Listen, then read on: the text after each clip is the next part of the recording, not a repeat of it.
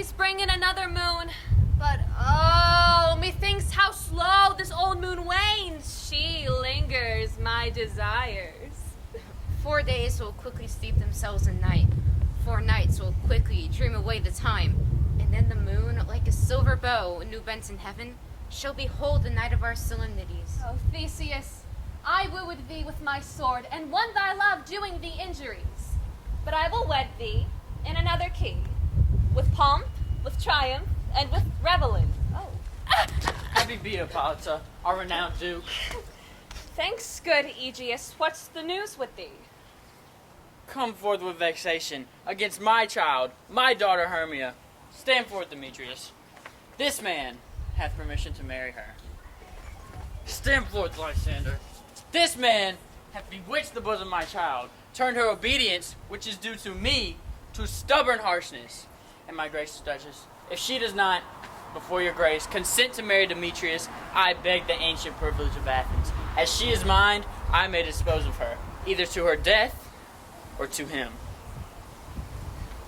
Well, what say you, Hermia? Be advised, fair maid, Demetrius is a worthy gentleman. So is Lysander! In himself he is, but in this kind, wanting your father's voice, the other must be held the worthier. I would my father look it, but with my eyes! Rather, your eyes must with his judgment look. I do entreat your grace to pardon me. I know not by what power I am made bold, nor how it may concern my modesty. In such a presence here to plead my thoughts, but I beseech your grace that I may know the worst that may befall me in this case, if I refuse to wed Demetrius. Either to die the death, or to abjure forever the society of men. Therefore, fair Hermia, question your desires, know of your youth, examine well your blood. My soul consents not to give sovereignty. Take time to pause, and by the next new moon, the sealing day betwixt my love and me, upon that day, either prepare to die for disobedience to your father's will, or else to wed Demetrius as he would. Relent, sweet Hermia, and Lysander. Yield thy crazy title to my certain right. You have her father's love, Demetrius. Let me have Hermia's. Do you marry him? True, he hath my love. And as she is mine, my love shall render him. And she will be his.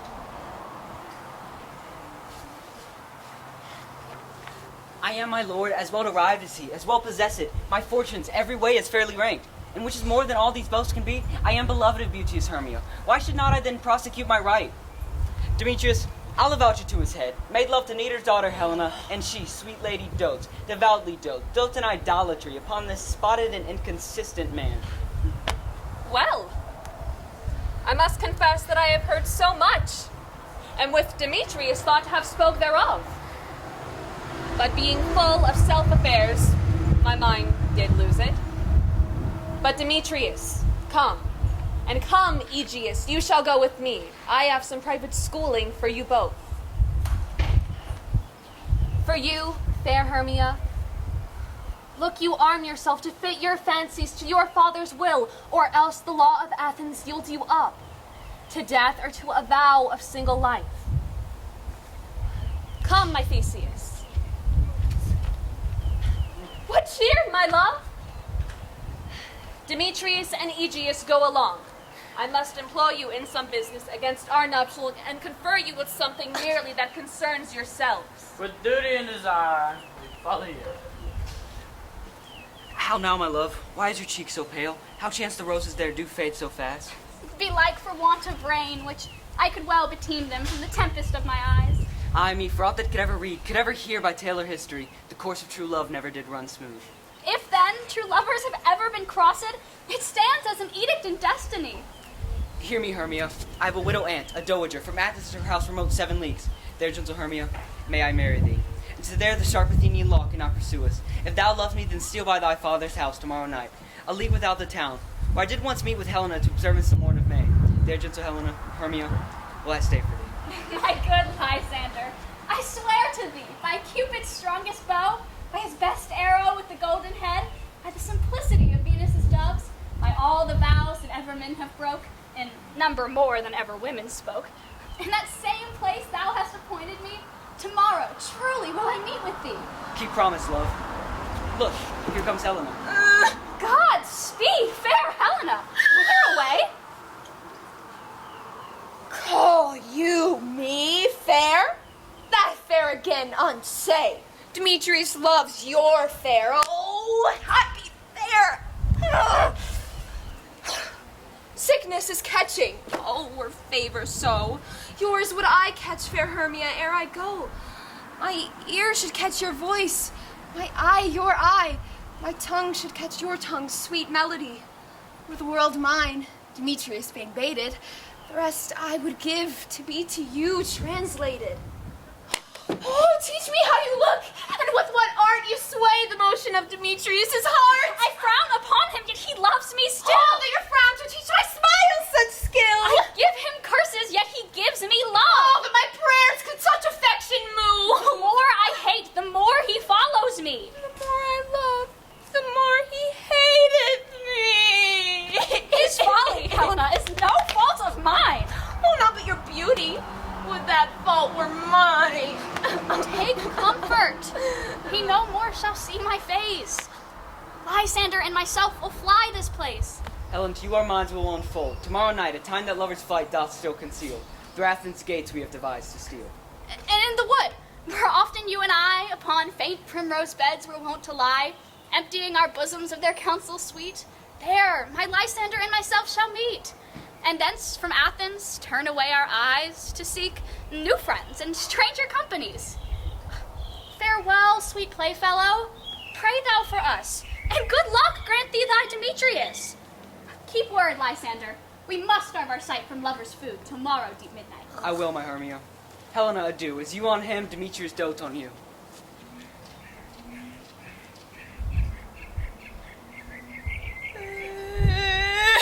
How happy some or other some can be. Through Athens I am thought as fair as she, but what of that? Demetrius thinks not so.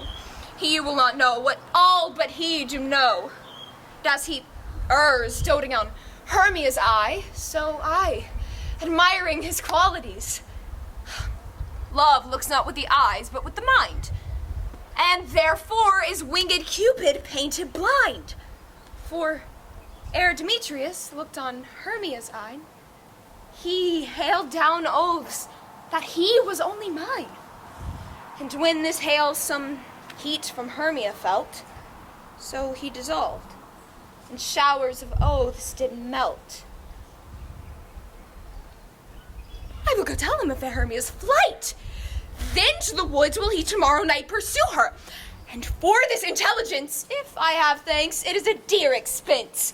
But herein mean I to enrich my pain, to have his sight thither and back again.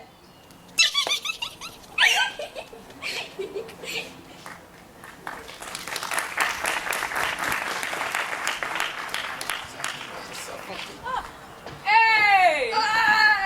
Didst thou catch ye old discus game? Nah, Had to wash the chariot? had to wash the chariot. Hey.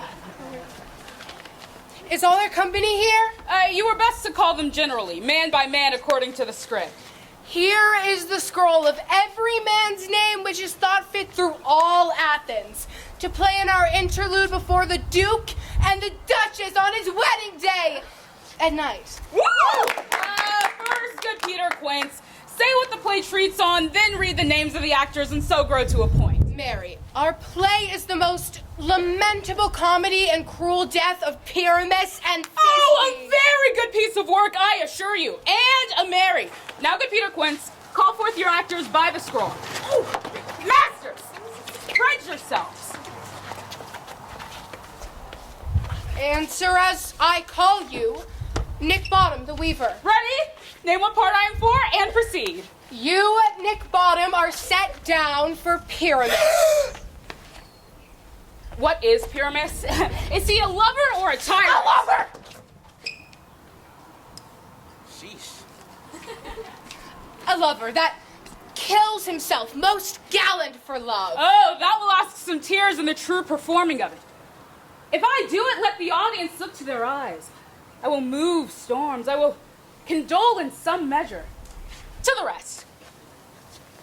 Francis Flute, the bellows mender. Here, Peter Quince. Flute, You must take Thisbe on you. What is Thisbe? A wandering knight?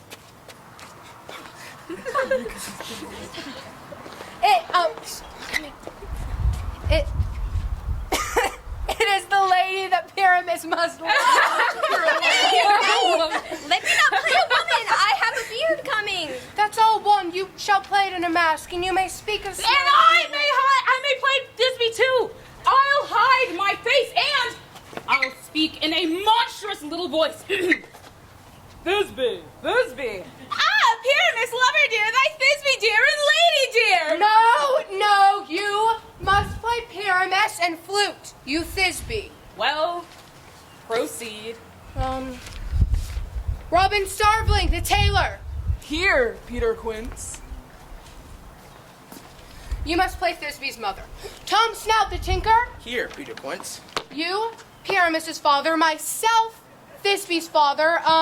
Snug the joiner. You, the lion's part, and I hope here is a play well fitted. Have you the lion's part written? Pray you, if it be, give it me, for I'm slow of study. You may do it extempore, for it is nothing but roaring. Let me play the lion too. I will roar. I will roar that I'll do any man's heart good to hear me. I'll roar that I'll make the Duke say, let him roar again. Let him roar again. And you should do it too terribly. You would fright the Duchess and the ladies that they would shriek, and that were enough to hang us all. That would hang us every mother's son. I grant you, friends, if that were to fright the ladies out their wits, they'd have no more discretion but to hang us. But I will aggravate my voice, that I'll roar you as gently as any sucking dove. Yeah, I'll roar you toward any nightingale. Roar. Roar. Oh. Roar. Roar. No, you can play no part but Pyramus.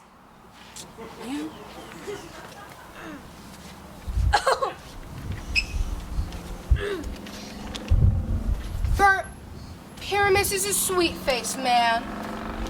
A proper man as one shall see on a summer's day. A most lovely, gentleman-like man. Therefore, you must needs play Pyramus. Well, I will undertake it. Masters, here are your parts. And I am to entreat you, to request you, and desire you to con them by tomorrow night and meet me in the palace wood, a mile without the town. There we shall rehearse, for if we meet in the city, we shall be dogged with company and our devices known. In the meantime, I will draw a bill of properties such as our play wants.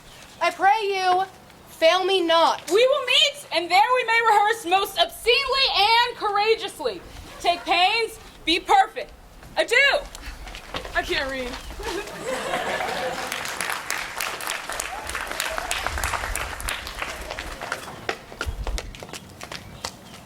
How now, spirit? Whither wander you?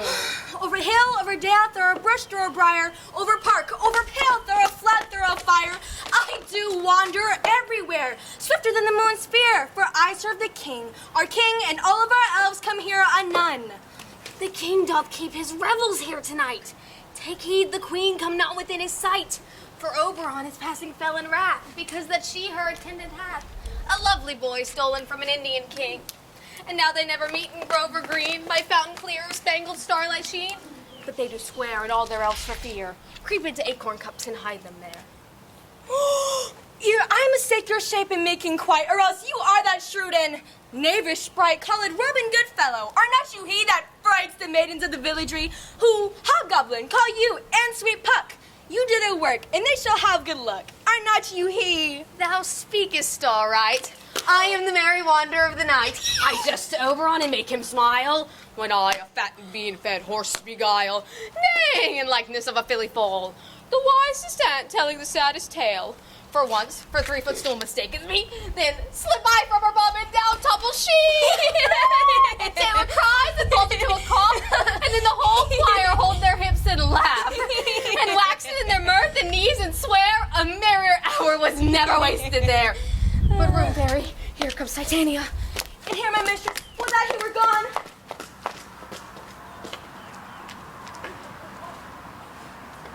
Hail met by moonlight, proud Oberon. What jealous Titania? Fairies, skip hence. I've forsworn her bed and company. Tarry, rash wanton, am I not thy lady? Then I must be thy lord. But I know your bustion mistress in warrior love. To Theseus must be wedded.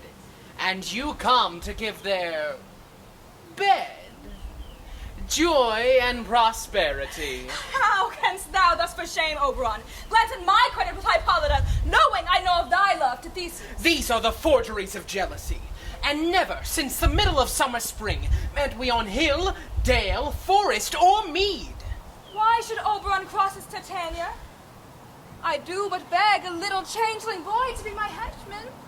Set your heart at rest. The fairyland buys not a child of me. His mother was a votress of my order, but she, being mortal, of that boy did die. And for her sake do I rear up her boy, and for her sake I do not part with him. How long within this wood intend you stay? Perchance till after Theseus' wedding day. And if you will patiently dance in our round and see our moonlight revels, go with me. If not, shun me, and I will spare your haunts. Give me that boy, and I will go with thee. Not for thy fairy kingdom. Fairies, away. We shall chide downright if I longer stay.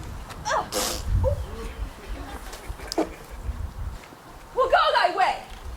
Thou shalt not from this robe till I torment thee for this injury. My gentle Puck, come hither. Thou rememberest, I heard a mermaid on a dolphin's back, that certain stars shot madly from their spheres to hear the sea maid's music. I remember. That very time I saw that thou couldst not, flying between the cold moon and the earth, Cupid, all armed. A certain aim he took, yet marked I where the bolts of Cupid fell.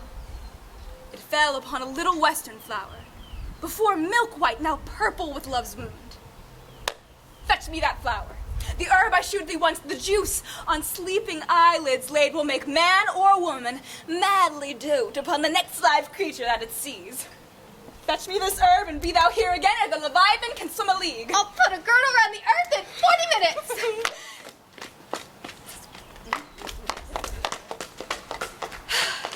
Having once this juice, I'll watch Oberon when he is asleep, and pour the liquor of it in his eyes. The next thing he then waking looks upon, he shall pursue it with the soul of love. And ere I take this charm off his sight, I'll make him render up his page to me. Oh, but who comes here? I'm invisible. And I will overhear their conference. I love thee not, therefore pursue me not. Where is Lysander and fair Hermia? Thou toldst me they were stolen unto this wood, and here I am, and woed within this wood, because I cannot meet my Hermia. Hence, get thee gone, and follow me no more. You draw me, you hard-hearted adamant. Yet you draw not iron, for my heart is true as steel. Leave your power to draw, and I shall have no power to follow you. Do I entice you?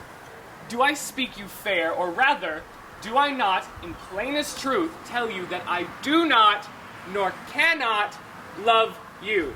And even for that do I love you the more.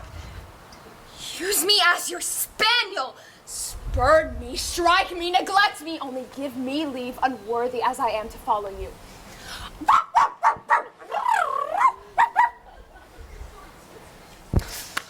Where's our place? In your love can I beg, although a place of higher respect with me, than to be used as you use your dog. Demetrius, I am your spaniel, and the more you beat me, I will fawn on you. Tempt not too much the hatred of my spirit, for I am sick when I do look on thee. And I am sick when I look not on you. You do impeach your modesty to leave the city and entrust yourself into the hands of one who loves you not, to trust the opportunity of dark and the ill counsel of a desert place with the rich worth of your virginity. Your virtue is my privilege. And that for you and my respect are all the world.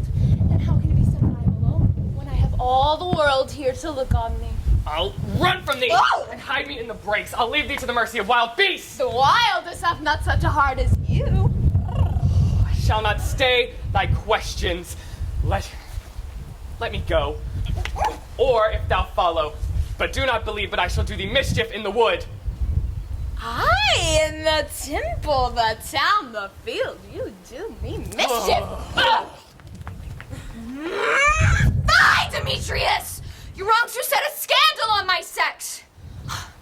We cannot fight for love, as men may do.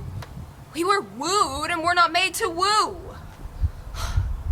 I'll follow thee, and make a heaven of hell, to die upon the hand that I love so well.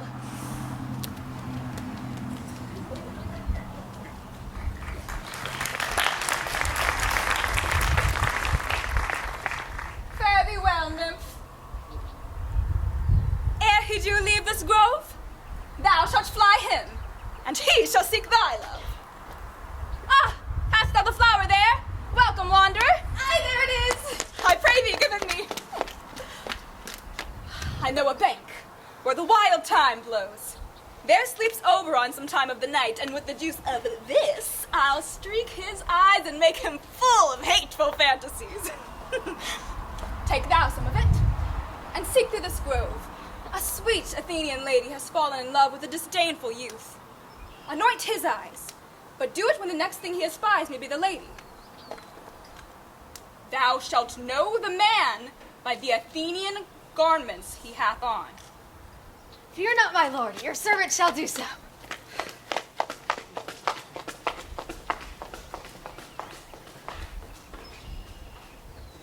Come now, a fairy song. Sing me now asleep. Then to your offices, and let me rest.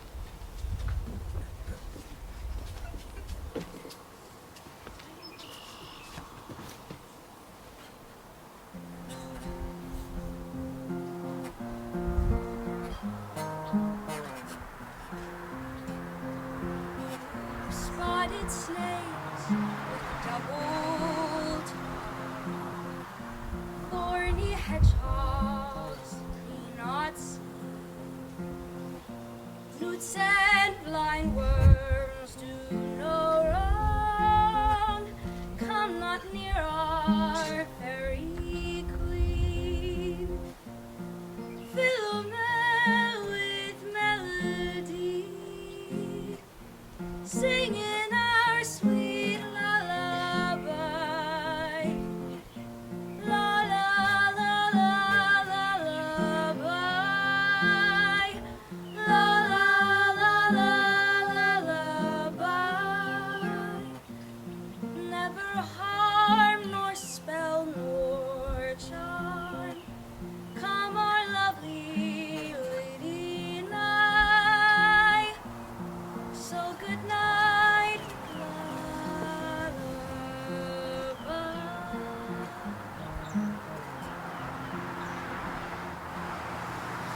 hence away, now all is well. One aloof stands sentinel.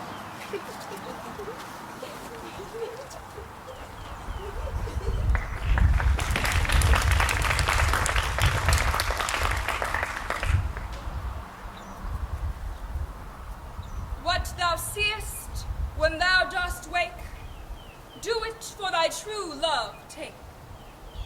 When thou wakest, it is thy dear. When some vile thing is near. Fair love, you faint with wandering in the wood, and, to speak troth, I have forgot our way. Well rest us if you think it good, and tarry for the comfort of the day. Be it so, Lysander. Find you out of bed, for I, upon this bank, will rest my head. One turf shall serve as a pillow for us both. One bed, one heart, two bosoms, and one troth. Nay, good Lysander. Lysander! For my sake, my dear, lie further off yet. Do not lie so near. Oh, take the sweet sense of my innocence. Love takes the meaning and love the conference. And I mean, my heart unto yours is knit. So that but one heart we can make of it. For lying so, Hermia, do not lie. Lysander riddles very prettily. But, gentle friend, for love and courtesy, lie further off. In human modesty, such separation as may well be said. becomes a virtuous bachelor and a maid. So far be distant, and good night, sweet friend. Thy love near altar till thy sweet life end. Amen, amen. To that fair prayer say I. Sleep give thee all his rest. With half that wish, the wisher's eyes be pressed.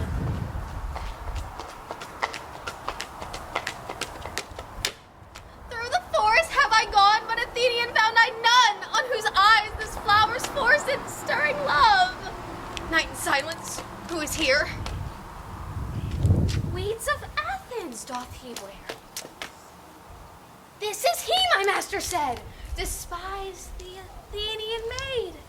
And here is the maiden sleeping sound on this dank and dirty ground. Pretty soul, she durst not lie.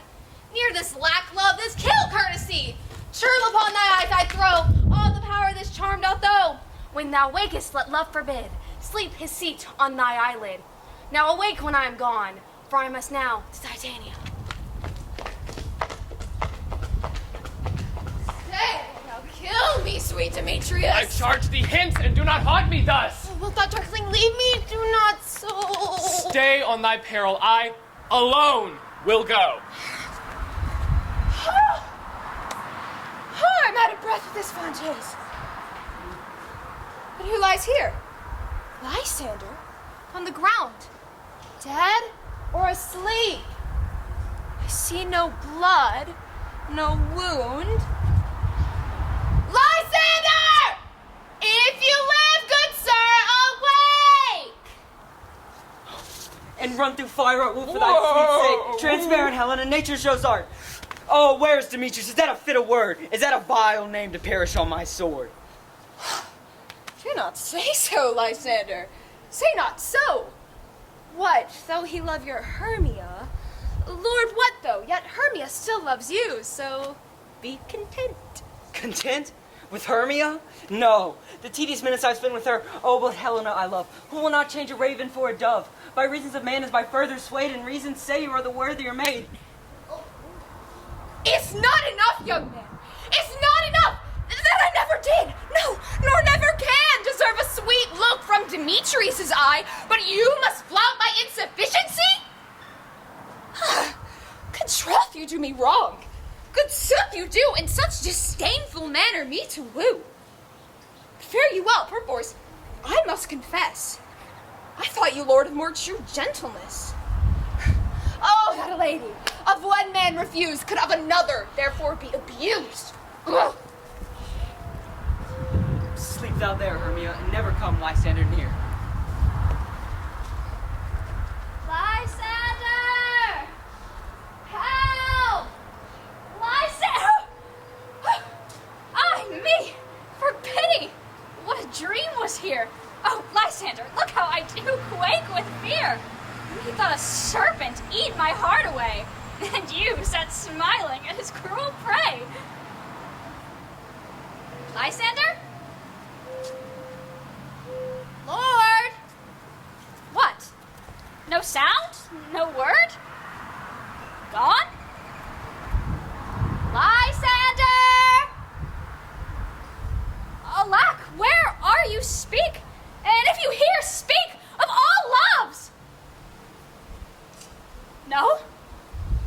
Well, then I perceive you all not nigh.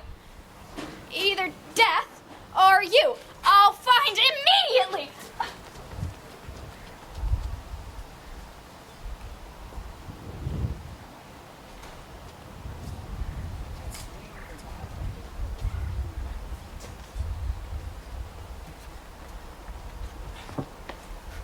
I guess this is the place where we're supposed to be performing? Are we all met? Hat pattern. Here is a marvelous, convenient place for our rehearsal. This green plot shall be our stage. This hawthorn brake our tiring house. And we will do it in action as we will do it before the Duke. Peter Quince? What sayest thou, Bully Bottom? There are things in this comedy of Pyramus and Thisbe that will never please. First, Pyramus must draw a sword to kill himself, which the ladies cannot abide. Who answer you that? Barlick a parlous fear. I believe we must leave the killing out when all is done. Not a whit. I have a device to make all well. Write me a prologue, and let the prologue seem to say we will do no harm with our swords, and that Pyramus is not killed indeed, and for the more better assurance, tell them that I, Pyramus, am not Pyramus, but Bottom, the weaver. This will put them out of fear. Well, we will have such a prologue. Will not the ladies be afeard of the lions? Oh, I fear it, I promise you.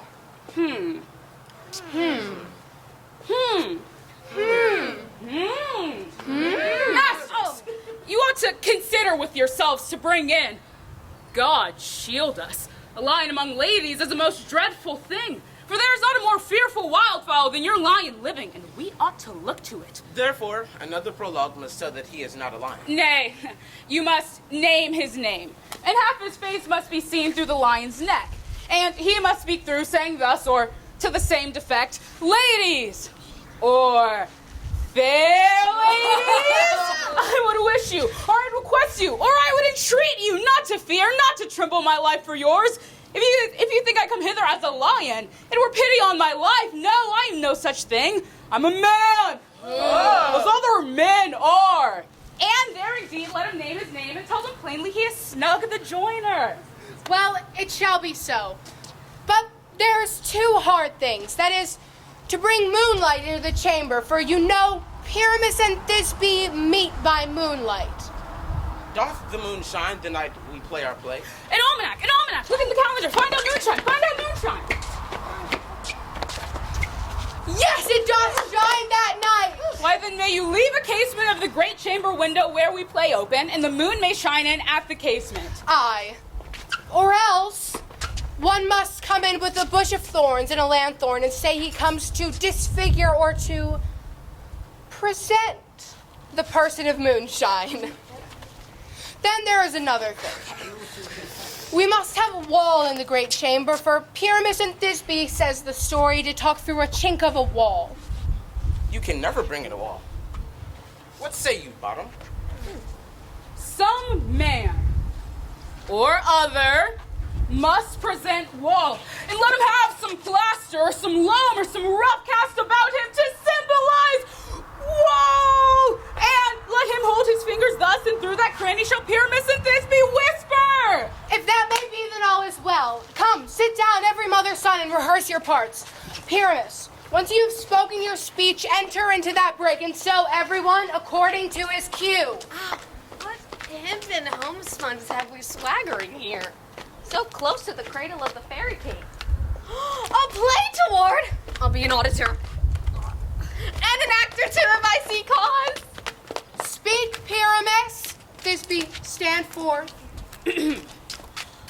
Thisbe, the flowers of odious Odors! Odor, savor, sweet, so hath thy breath, my dearest Thisbe, dear. But hark! A voice! Stay thou but here a while, and by I will to thee appear. A stranger Pyramus and air played here. Oh, must I speak now? I, Mary, must you, for you must understand that he goes but to see a noise that he heard and is to come again. Most radiant Pyramus, most lily white of hue, I'll meet thee, Pyramus, at Ninny's tomb. Ninus' tomb!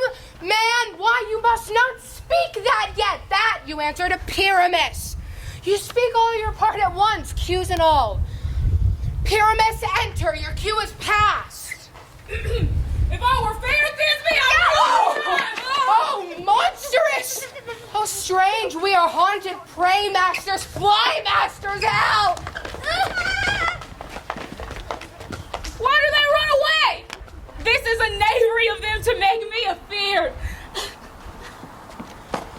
Oh, jeez. Oh, Bottom, thou art changed. What do I see on thee? What do you see? You see an asshead of your own, do you? Ready the stage! This green plot?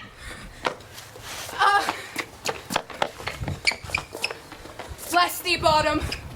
Bless thee, thou art translated! Huh. see their knavery? This is to make an ass of me! To frighten me if they could. But I will not stir from this place, do what they can. I will march up and down here, and I will sing that they shall hear I'm not afraid.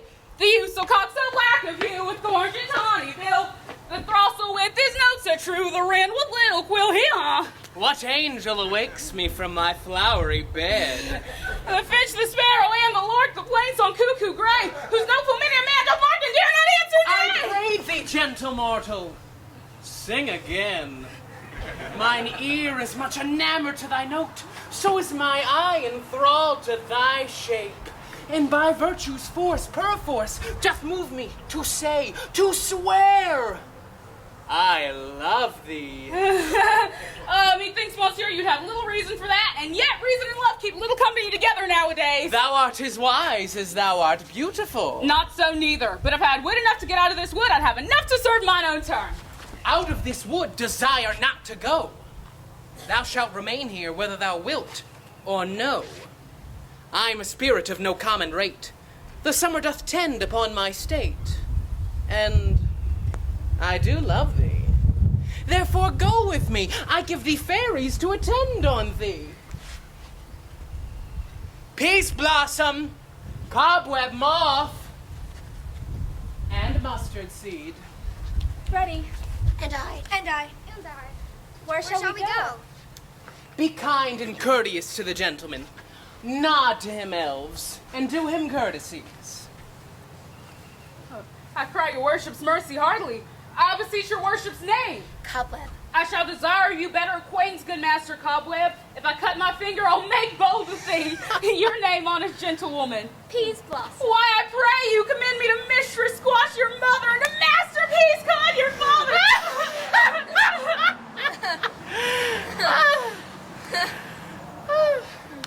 Your name, I beseech you, sir. Mustard seed. Good master Mustard Seed, I know your patience well. Come, elves, tie up my love's tongue, lead him to my bower, and bring him silently.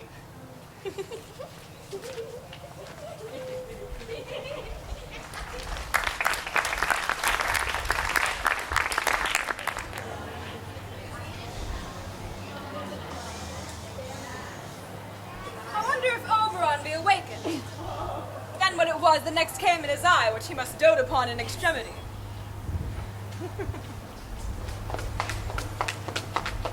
Here comes my messenger.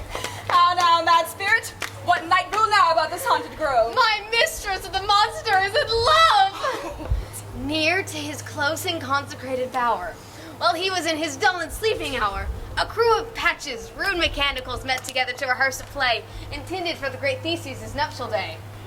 The shallowest and thick-skinned of the barren sort. An ass's knoll I fixed on his head. So in that moment it came to pass, Oberon waked and straightway loved an ass. This falls out better than I could devise. Oh, but hast thou yet looked the Athenian's eyes with the love juice as I did bid thee do? I took him sleeping, that is finished too, and the Athenian woman by his side, so that when he waked, of force she must be eyed. Oh, stand close. This is the same Athenian. This is the woman, but not this the man. Oh, why rebuke you him that loves you so? Lay breath so bitter on your bitter foe. Now I but chide, but I should use thee worse. For thou, I fear, hast given me cause to curse. If thou hast slain Lysander in his sleep, being o'er shoes and blood, plunge in the deep and kill me too. It cannot be but thou hast murdered him. So should the murderer look. So dead, so grim. And so should the murdered look. And so should I, pierced through the heart by your stern cruelty. What's this to my Lysander? Where is he? Ah, good Demetrius, wilt thou give him me? I had rather give his carcass to my hounds. Out, dog! Out, cur! Thou drivest me past the bounds of maiden's patience. Hast thou slain him then? Henceforth, be never numbered among men. You spend your passion on a misprized mood. I'm not guilty of Lysander's blood, nor is he dead, for aught that I can tell. I pray thee, tell me then that he is well. And if I could, what should I get therefore? A privilege never to see me more, and from thy hated presence part I so, whether he be dead or no. There is no following her in this fierce vein. Here, therefore, for a while I will remain. What hast thou done? Thou hast mistaken quite and laid the lovers on some true love site. Of thy misprison must perforce ensue some true love turned false, not false turned true. About the wood go swifter than the wind, and Helena of Athens look thou find. By some illusion see thou bring her here. I'll charm his eyes against you do appear. I go, look at how I go swift in the air, tortoise.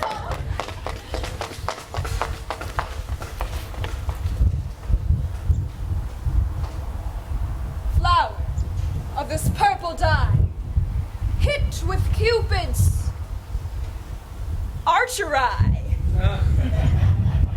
Sink an apple of his eye. Boop, boop. When his love he doth espy, let her shine as glorious lie as the Venus of the sky. When thou wakest, if she be by, beg of her for remedy. Captain of our merry band, Helena is here at hand. Shall we their fond pageant see? Lord, what fools these mortals be! Stand aside. The noise they make may cause Demetrius to awake. Then two at once woo one, and there needs be sport alone. And these things do best please me, that befall preposterously. Why should you think that I should woo and scorn? Scorn and derision never come in tears. Look, when I vow, I weep, and vow so born. Why should these things seem scorn to you, bearing the badge of faith that prove them true? You do advance your cunning more and more when truth kills truth. Oh, devilish holy fray!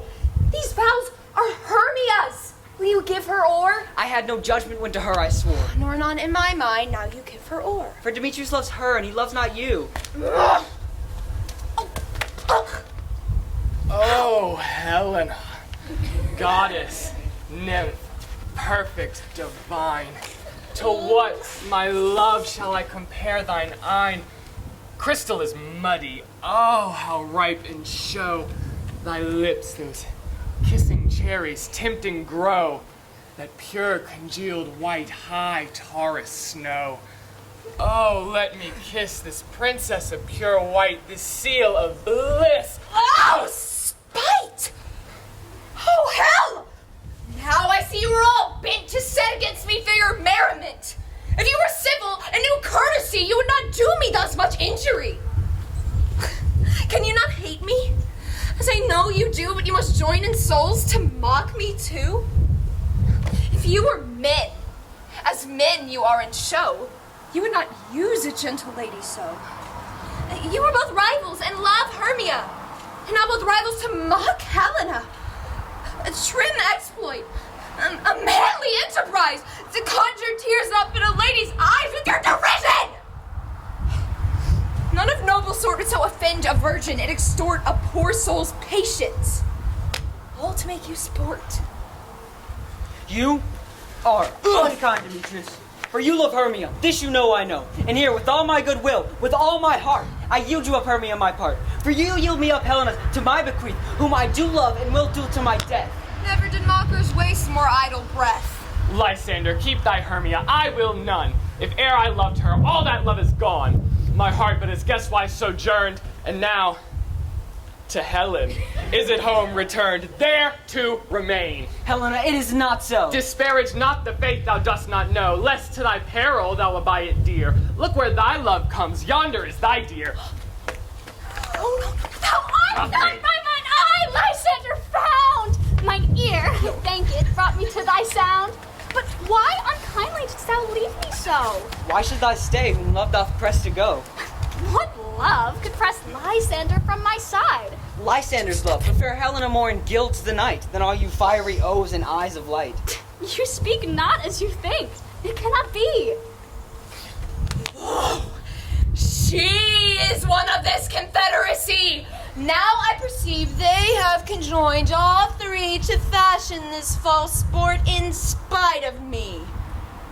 Injurious Hermia, most ungrateful maid, have you conspired? Have you with these contrived to bait me with this foul derision? is all the counsel we two have shared, the sisters' vows, the hours we have spent where we did chid the hasty-footed time for parting. Oh, is all forgot? And will you rent our ancient love asunder to join with men in scorning your poor friend? 'Tis not friendly, 'tis not maidenly. Our sex as well as I may chide you for it, though I alone do feel the injury. I am amazed at your passionate words. I scorn you not. It seems that you scorn me. Have you not set Lysander, as in scorn, to follow me and praise my eyes and face, and made your other love, Demetrius, who even but now did spurn me with his foot, to call me goddess, nymph, divine and rare, precious, celestial? Wherefore speaks he this to her he hates? And wherefore does Lysander deny your love so rich within his soul, and tender me forsooth affection, but by your setting on, by your consent? What? Though I be not so as in grace as you, so hung up with love, so fortunate, but miserable most, to love unloved. But this you should pity rather than despise. I understand not what you mean by this. I do. Persever, counterfeit said looks, make mouths upon me when I turn my back, wink at each other, hold the sweet jest up. This sport, well carried, shall be chronicled.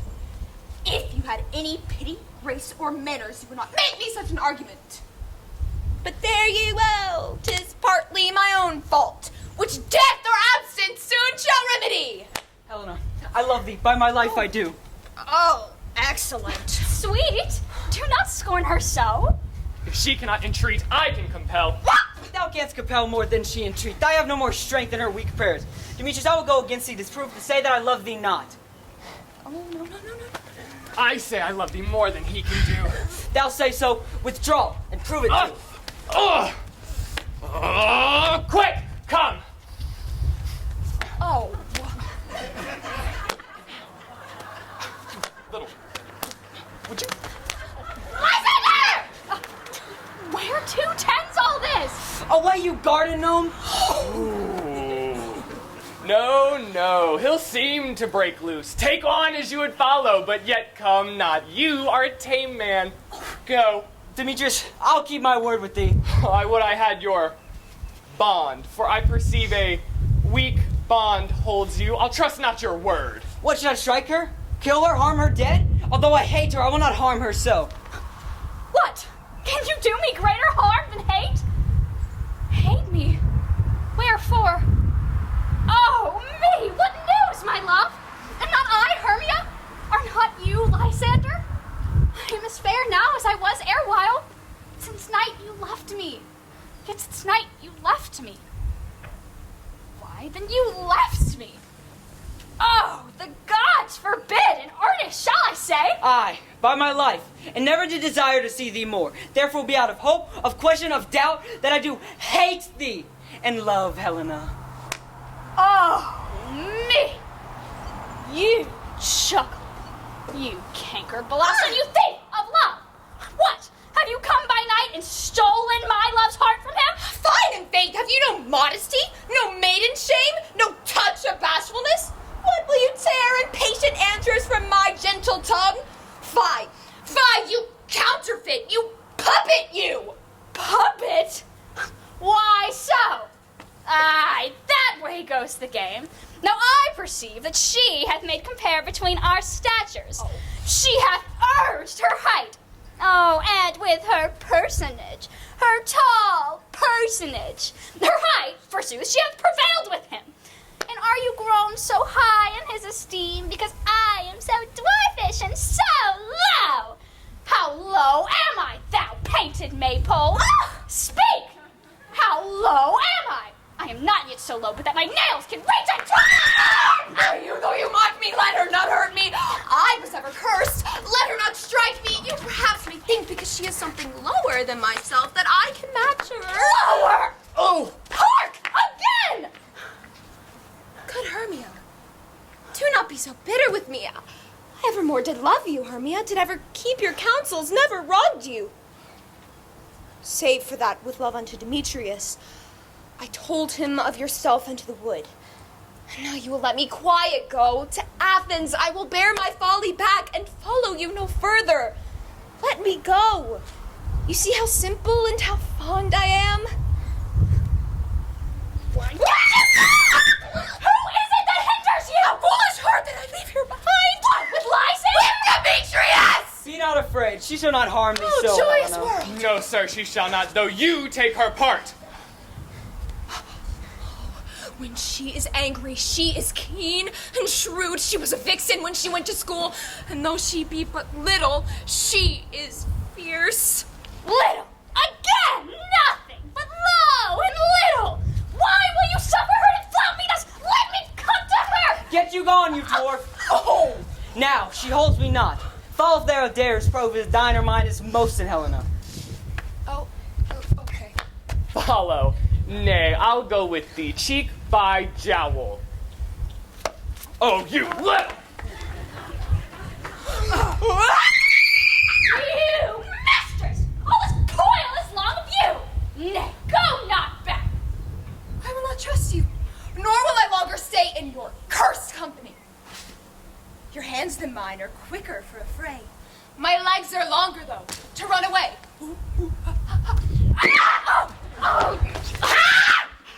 I am amazed and know not what to say. Oh!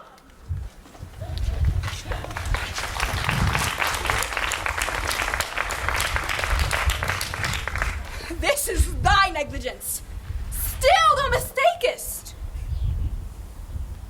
Or else committest thy knaveries willfully. Believe me, Queen of Shadows, I mistook. Did you not tell me I should know the man by the Athenian garments he had on? Thou seest these lovers seek a place to fight. Lead these testy rivals so astray that one come not within another's way. Then crush this herb into Lysander's eye. When they next wake, all this derision shall deem but a dream and fruitless vision. Then back to Athens shall the lovers wend with league whose date till death shall never end. As I in this affair do thee employ, I'll to my king and beg his Indian boy. Then I will his charm and I release from monster's view, and all things will be peace. Up and down, up and down. I will lead them up and down. I am feared in field and town. Goblin, lead them up and down. Look, here comes one.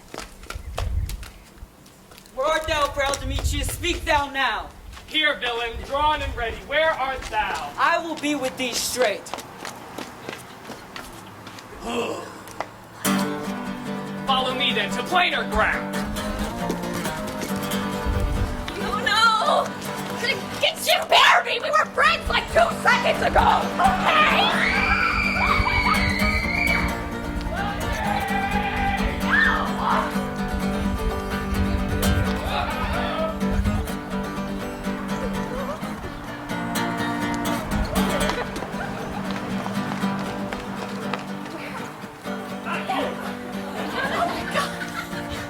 Where are they? Lysander!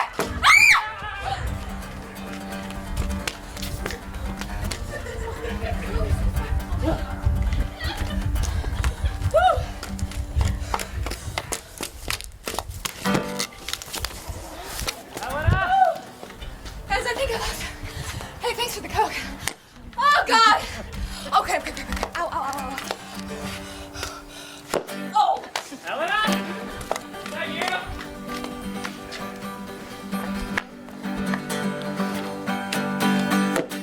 Ow!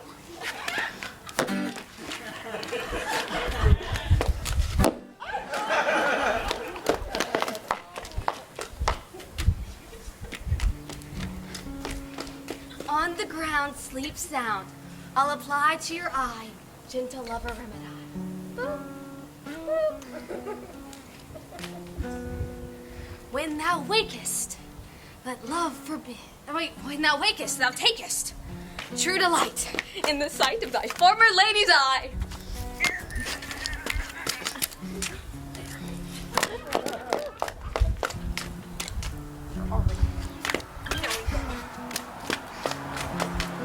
the evidence.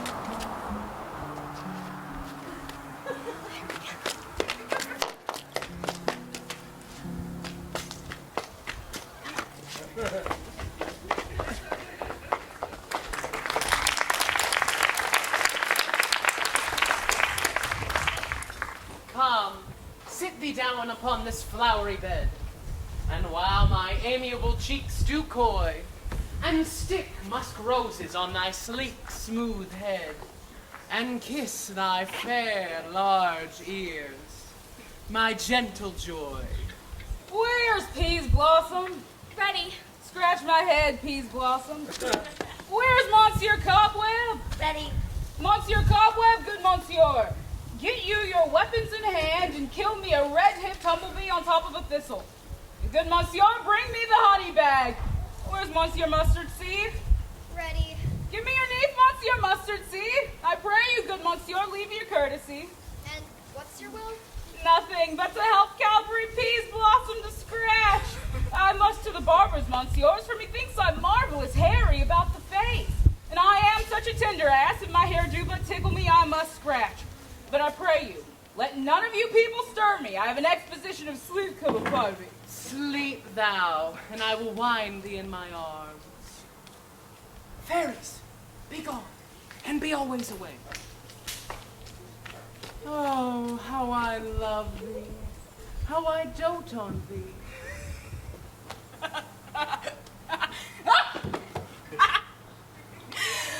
Welcome, good Robin.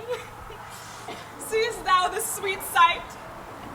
His dotage I do now begin to pity, for his hairy temples had been rounded with a coronet of fresh and fragrant flowers. When I had at my pleasure taunted him, and he, in mild terms, begged my patience, I then did ask of him his changeling child, which straight he gave me, and his fairy sent to bear him to my bower in fairyland. And now I do have the boy. I will undo this hateful imperfection of his eyes. And, gentle Puck, take this transformed scalp from off the head of this Athenian swain, that he, awakening when the other do, may all to Athens back again repair. And think of this night's accidents, but as the fierce fixation of a dream. But first, I will release the fairy. Be as thou wast wont to be. See as thou wast wont to see. Now, Oberon, wake you, my sweet king.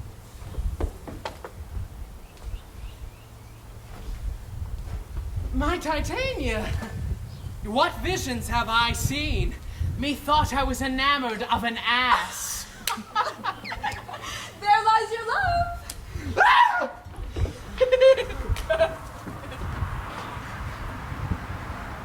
You! How came these things to pass? Oh, how my eyes just loathe his visage now. Silence a while. Robin, take off this head. Oberon, music call, and strike more dead than common sleep of all these five the sense. Music, oh, music, such as charmeth sleep. When thou wakest with thine own fool's eyes patient. Come, you sound music. My king, take hands with me. Very clean, attendant Mark. I do hear the morning lark. Then my king, in silence sad, trip we after the night's shade. We the globe can compass soon, swifter than the wandering moon. Come, my queen, and in our flight, tell me how it came this night that I was sleeping here was found, with these mortals on the ground.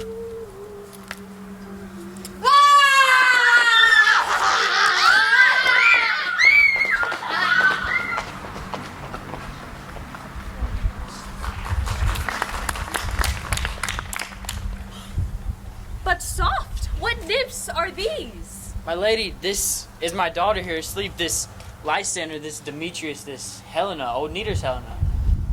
I wonder if they're being here together. No doubt they rose up early to observe the rite of May, and hearing our intent came in grace our solemnity. But speak, Aegeus. Is this not the day that Hermia should give answer of her choice? It is, my lord. Go, Aegeus, wake them with your horn. That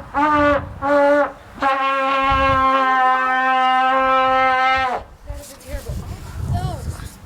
Oh. Good morrow, friends. Saint Valentine is past. Begin these wood birds but to couple now. Pardon, my lord. I pray you all stand up.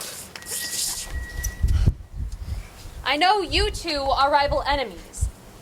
How come the gentle conquered in this world that hatred is so far from jealousy to sleep by hate and fear no enmity? I shall reply amazedly, half sleep, half waking. Well, yet, me and Hermia's intent was to steal forth from Athens without the Athenian law. Enough! Enough, my lady, you have heard enough. I beg the law upon his head! This man, they would have stolen away from us. They would, Demetrius, therefore, to defeat you and me. My lord, fair Helena told me of their stealth, of this their purpose hither to this wood, and I, in fury, hither followed them. Helena, in fancy, following me. But, my good lord, I wot not by what power, but yet by some power it is that my love for Hermia, as melted as the snow, seems to me now the remembrance of an idle god which, in my childhood, I did dote upon. For now, all the virtue, the faith of mine heart, the object and pleasure of my eye, is only Helena. To her, my lady, was I betrothed ere I saw Hermia. Fair lovers, you are fortunately met. Of this discourse we more will hear anon. Aegeus, I will overbear your will, for in this temple, by and by with us, these couples shall be eternally knit. Away with us to Athens, 3 and 3, will hold a feast in great solemnity.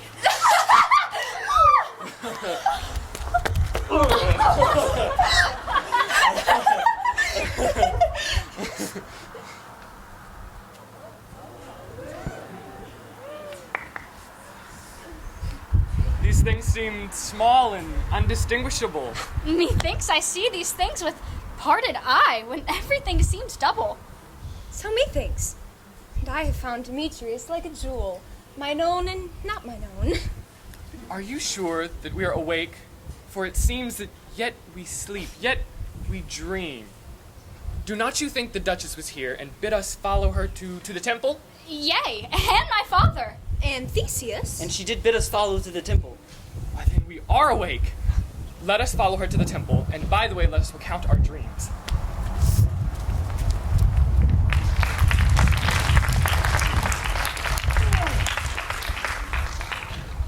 Hi-ho! Peter Quince! Flute the bellows mender! Snap the tinker, starveling! God's my life! Stolen hints and left me asleep. I have had a most rare vision. I have had a dream, past the wit of man to say what dream it was. Man is but an ass if he go about to expound this dream. Methought I was. There's no man can tell what methought I was, and methought I had. Hee-haw! Man is but a patch full of you will offer to say what methought I had. The eye of man hath not heard, the ear of man hath not seen, man's hand is not able to taste, his tongue to conceive, nor his heart to report what my dream was.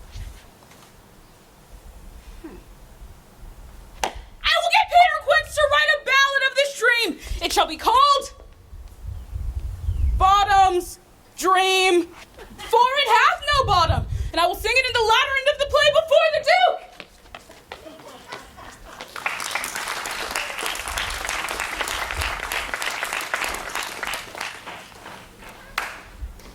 Have you sent to Bottom's house? Has he come home yet? He cannot be heard of. Out of doubt he is transported. If he come not, then the play is marred. It goes not forth, doth it? It is not possible. You have no man in all Athens able to discharge Pyramus but he. No, he has simply but the best wit of any handicraft man in Athens. Yea, and the best person too. He's a very paramour for a sweet voice. Oh, you must say paragon. A paramour is, God bless us, a thing of naught. Masters, the Duke has come from the temple. There are 2 or 3 lords and ladies more married. First word have gone forward, people have all been made men. Where are these lads? Where are these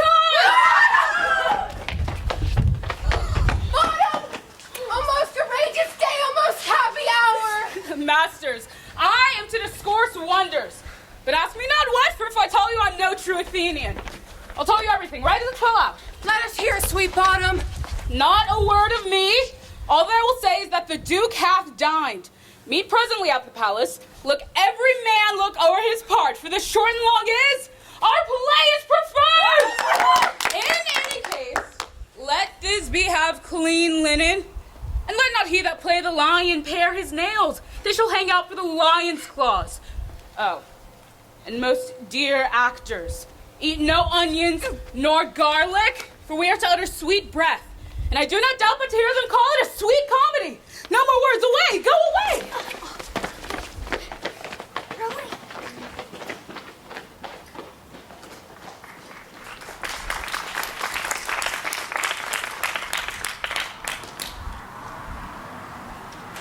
Tis strange, my Hippolyta, that these lovers speak of.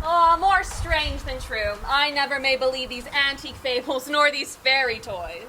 But all the stories of the night told over, and their minds transfigured so together, more what is said than fancy's image, and grows to something of great constancy. Yet, howsoever strange and admirable. Here come the lovers full of joy and mirth. Joy, gentle friends, joy and fresh days of love accompany your hearts. More than to us. Wait in your royal walks, your board, your bed. Come now, what masks, what dances shall we have to wear away this long age of 3 hours between our after supper and before bedtime? Where's our usual manager of mirth? What revels are in hand? Is there no play to ease the anguish of a torturing hour? Call Philostrate! Here, mighty Hippolyta! Say, what abridgment have you for us this evening? There is a brief how many sports are right. Make choice of what your highness will see first. A tedious, brief scene of young Pyramus and his love, Thisbe. Very tragical mirth. Merry and tragical, tedious and brief, that is hot ice and wondrous strange snow. How shall we find the concord of this discord? A play there is, my lord, some 10 words long, which is as brief as I have known a play. But by 10 words, my lord, it is too long. Which makes it tedious, for in all the play there is not one word apt, one player fitted. And tragical, my noble lord, it is, for Pyramus therein doth kill himself, which, when I saw rehearsed, made mine eyes water. But more merry tears, the passion of loud laughter never shed. What are they that do play it? Hard-headed men that work here in Athens, which have never labored in their minds till now, and now have toiled their unbreathed memories with the same play against your nuptial. And we will hear it. No, my noble lord, it is not for you. I have heard it over, and it is nothing in the world, unless you could find sport in their intents, extremely stretched and conned to do you service. I will hear that play, for never anything can be amiss when simpleness and duty tender it. Go, bring them in, and take your places. I love not to see wretchedness or charge, or duty in his service appearance. Oh, why, gentle sweet, you shall see no such thing. She says they can do nothing of this kind. Well, the kind are we, to give them thanks for nothing. Our sport shall be to take what they mistake.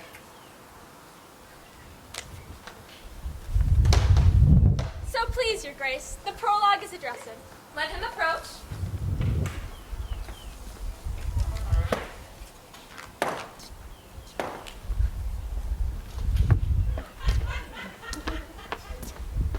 If we offend, it is with our good will. That you should think we come not to offend, but with good will, to show our simple skill. That is the true beginning of our end. Consider then we come but in despite, all for your delight. We are not here that you should hear. Repent you. The actors are at hand, and by their show you shall know all that you are like to know. This fellow doth not stand upon point. He hath read his prologue like a colt. He knows not what to say. Indeed, he hath played on his prologue like a child on a recorder. His speech was like a tangled chain, nothing impaired but all disorder. gentle. Perchance you wonder at this show, but wonder on till truth makes all things plain. This man, this Pyramus, if you would know, this beauteous lady, be as certain. This man with lime and rough cast doth present wall. That vile wall which did these lovers sunder, and through the wall's chink, poor souls they are content to whisper, at which let no man wonder, this man with lanthorn, dog, and bush of thorn presenteth moonshine. For, if you will know, by moonshine did these lovers think no scorn to meet at Ninus' tomb, there to woo this grisly beast, which Lion hight by name. The trusty Thisbe, coming first by night, did scare away, or rather did affright, and as she fled, her mantle she did fall. And Lion vile with bloody mouth did stain. Anon comes Pyramus, sweet youth and tall, and finds his trusty Thisbe's mantle slain, and with bloody, blameful blade, he bravely broached his boiling, bloody breast.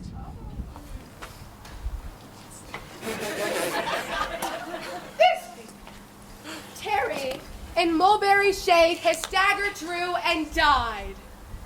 She died. No, she died. To the rest, let lion, moonshine, wall, and the lovers twain at large discourse while they here do remain. I wonder if the lion be to speak. No wonder one lion may, my lady, when many asses do.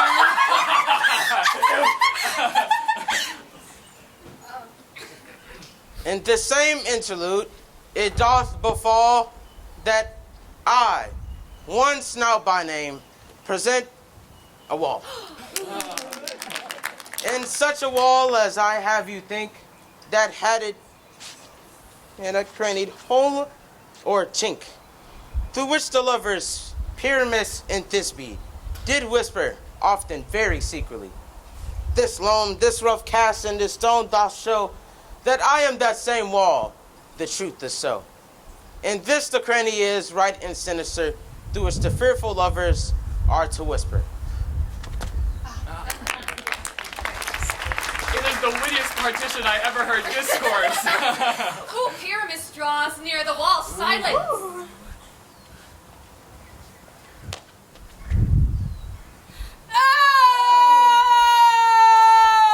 Oh, grim-looked night!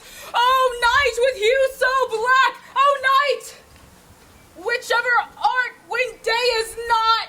Oh, night! Alack, alack, alack! I fear my Thisbe's promise is forgot! And thou, O wall of sweet and lovely wall that standeth between her father's ground and mine, thou, O wall of sweet and lovely wall, show me thine chink to blink through with mine eye! Thanks, courteous wall, Jove shield thee well for this! But what see I? No Thisbe do I see! A wicked wall through whom I see no bliss! Curse me thy stones for thus deceiving me! The wall, methinks, being sensible, should curse again. No, ma'am, he should not. Deceiving me is Thisbe's cue. She is to enter now. I'm to spy her through the chink. It'll fall pat, just as I told you. Yonder, here she comes!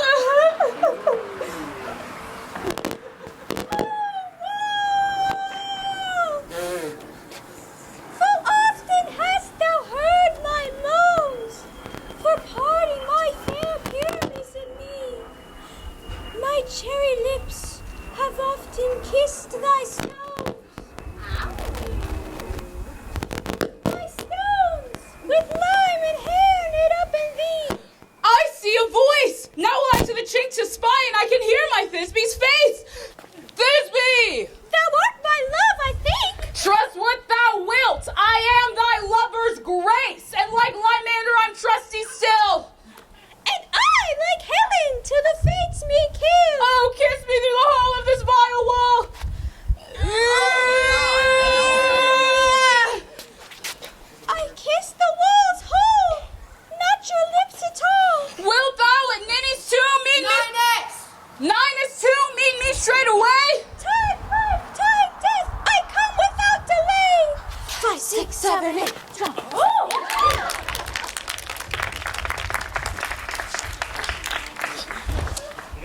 Thus have I, Wall, my part discharged so.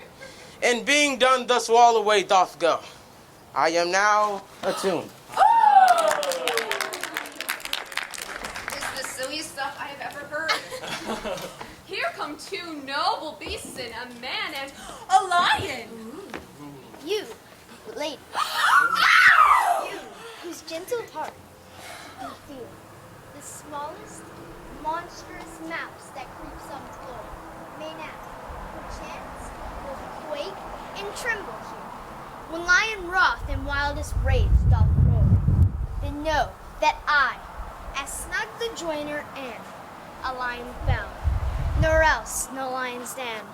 For if I should as lion come in strife into this place, 'twere pities on my life.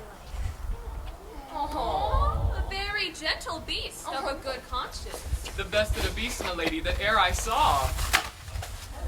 This lanthorn doth the horn moon present. He should have put the horns on his head.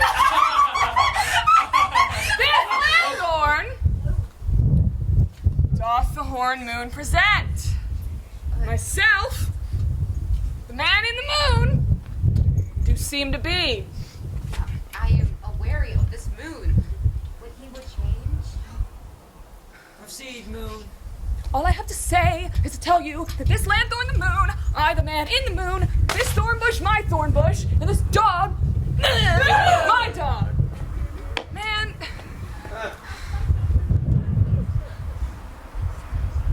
Oh, here comes Thisbe.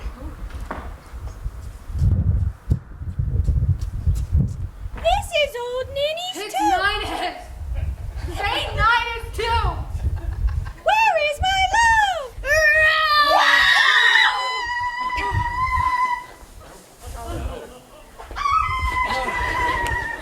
Well run, Thisbe! Well roared, lion. Oh, true moon.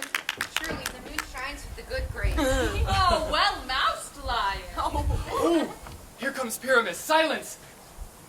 Sweet moon! I thank thee, moon, for shining now so bright, for by thy gracious gold and glimmering gleams, I trust to take the truest Thisbe sight. I am the moon. But stay! Oh, spite, but mark, poor knight, what dreadful dole is here? Eyes, do you see? How can it be? Oh, dainty duck, oh dear, thy mantle good, what? Stained with blood! Approach, ye furies fell! Come, fates, come, cut the red thrum! Quail, crush, conclude, and quell! This passion and the death of a near friend would go near make a man look sad. Be true, my heart. But I pity the Oh, wherefore, nature, didst thou lie in frame, since lion vile hath here deflowered my dear? Devoured my dear, which is, no, which was the fairest dame that ever lived, that ever looked, that ever liked, that ever laughed with cheer. Oh, come, tears, confound, out sword, and wound that pap of Pyramus. I got left pap where heart doth hop. You got this. Yes!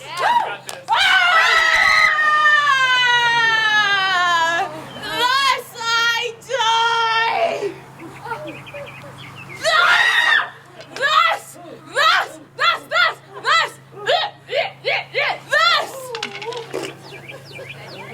Now I am dead! Now I am fled! My soul is in the sky! Tongue, lose thy light! Moon, take thy flight! Flight! Moon! No! I die! Die!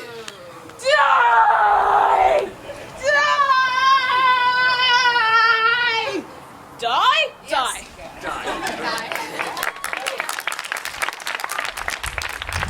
Well, with the help of a surgeon, he might yet recover and prove an ass.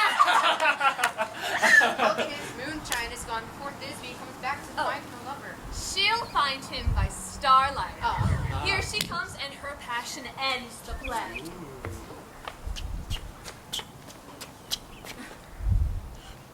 Asleep, my love? What? Dead, my dove? Oh, Aramis, arise! Speak! Speak! Quite done? Dead? A towel must cover thy sweet eyes! These, my lips! This, cherry nose! These, yellow cowslip cheeks!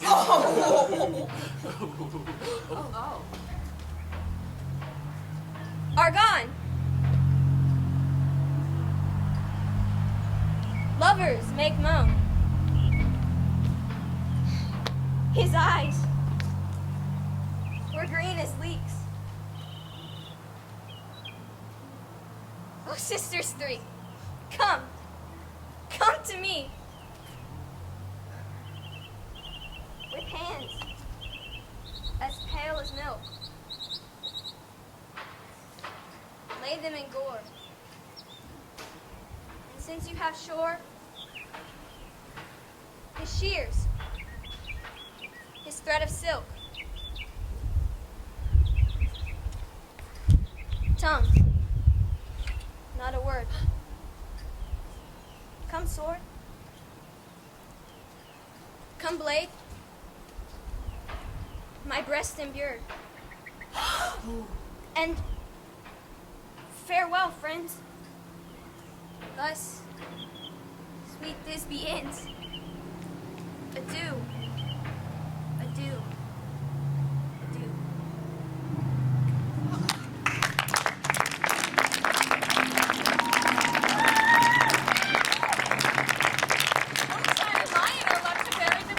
I and Wall, too. No! I assure you, the wall is down the part of their fathers now. Would it please you to see an epilogue or to watch a Bergamask dance between two of our company? No, epilogue, I pray you. No excuse, never excuse, for when all the players are dead, there needs none to be blamed. Woohoo! Yeah! Yeah!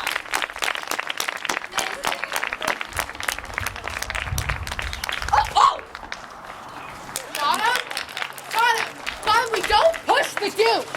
Bottom, now come on.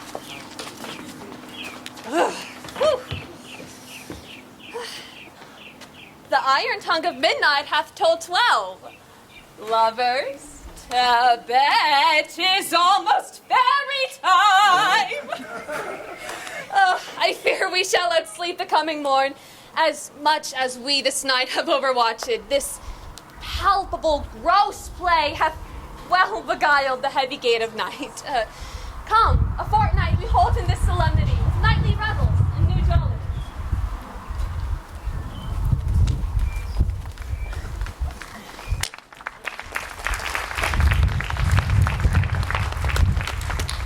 Now the hungry lion snores and the wolf behowls the moon, while the heavy plowman snores all the weary tasks for done. And we fairies that do run by the triple Hecate's team, following darkness like a dream. Now our frolic. Not a mouse shall disturb this hallowed house. I am sent with room before to sweep the dust behind the door. If we shadows have offended, think but this and all is mended, that you have but slumbered here while these visions did appear, and this wicked idle theme no more yielding than a dream.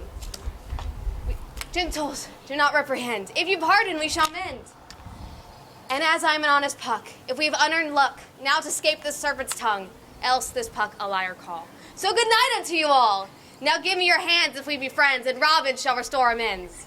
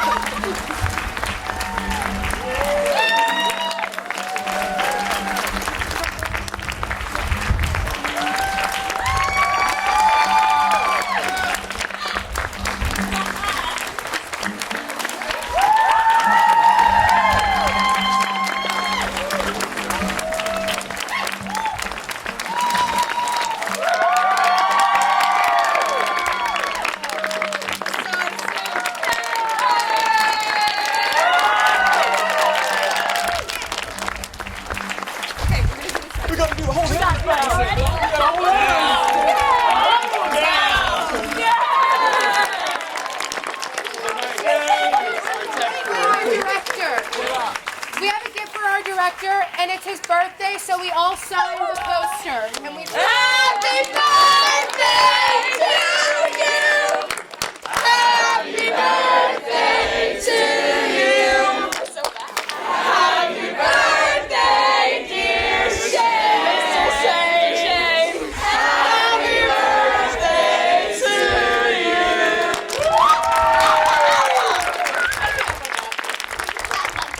Thank y'all so much, guys. Thank y'all, kids. I love every one of you. I'm glad I'm wearing glasses. Thank y'all for coming, guys. We appreciate this so much. This is Playmakers, hopefully return to normalcy, and I'm glad you could be a part of it and look for more stuff in the future from these kids and these guys and everybody up here. Good night, good afternoon. Good night, good night. Parting is such Don't bother, baby. Don't bother, baby. Are we bothering people?